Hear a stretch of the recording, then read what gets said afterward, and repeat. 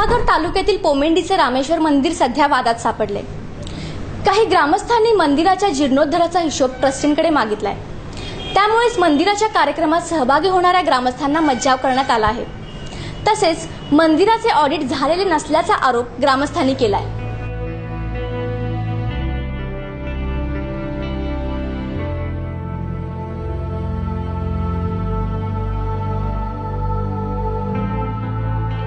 गुहागर तालुक्यातील पोमेंडी गावातील हे रामेश्वराचं मंदिर 2006 साली या मंदिराचा जीर्णोद्धार करण्यात आला। गावातील गोरगरिबांनी वर्गणी काढून हे देऊळ उभा केलंय। मात्र याच देवळावरून विश्वस्त आणि ग्रामस्थांमध्ये वादाची ठिणगी पडली आहे। 1996 ते 2006 सालापर्यंत तब्बल 70 लाखांपेक्षा जास्त वर्गणी या मंदिरासाठी गोळा करण्यात आली। मात्र त्याचा हिशोबच मिळत नसल्याचा आरोप या गावातील ग्रामस्थांनी केलाय। पोमेंडी गावात जे सोमेश्वराचं मंदिर आहे, 1996 पासून त्या मंदिराचा जीर्णोद्धार चालू होता।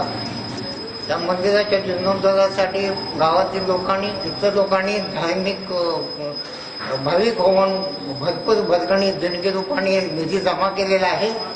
परंतु त्या निधीचा आम्ही अनेक वेळा वरिष्ठांकडे हिसाब मागून, गावच्या ट्रस्टीच्या अध्यक्षांकडे हिसाब मागूनही आम्हाला दिलेला नाही। जवळजवळ 70 ते 80 लाख रुपयेचा निधी जमा झालेला आहे, परंतु त्याविषयीचे अद्याप आम्हाला काही हिसाब दिलेला नाही। ट्रस्टी अध्यक्षाकडे आम्ही हा हिशोब मागतोय, तर ट्रस्टी अध्यक्ष आम्हाला हा हिशोब देत नाहीये किंवा कुठलीही कमिटी आम्हाला ही हिशोब देत नाहीये। कोणत्याही प्रकारचे ऑडिट केलं गेलं नाहीये।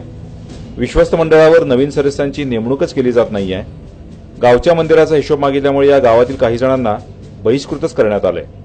मंदिराच्या कोणत्याही कार्यात त्यांना सहभागी करून घेत नसल्याचा आरोप गावकऱ्यांकडून होत आहे। आम्ही हिशेब विचारतो म्हणून आम्हाला साधा एक नारळ देवळात ठेवून धार्मिक कार्याला ते आम्हाला सहभागी करून घेत नाहीत, त्याच्यापासून आम्हाला बहिष्कृत केलेलं आहे। मात्र या सगळ्या आरोपांमध्ये तथ्य नसल्याचं विश्वस्तांचं म्हणणं आहे। आम्ही वेळोवेळी याचा हिशोब सादर केलाय, सगळे ऑडिट रिपोर्टही सादर केलेत। कोणत्याही प्रकारे मंदिराच्या देणगीत भ्रष्टाचार झालाच नसल्याचे सांगितलंय।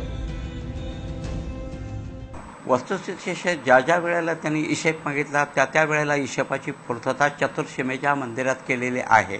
मेन पुस्तकं ह्यांच्याजवळच आहेत, विष्णू सूर्याजी आणि अनेक लोक जे आता बोर्डाची नावं सांगतायत, हे बोर्ड लिहिलं नाही, यांच्याकडेच पुस्तकं आहेत।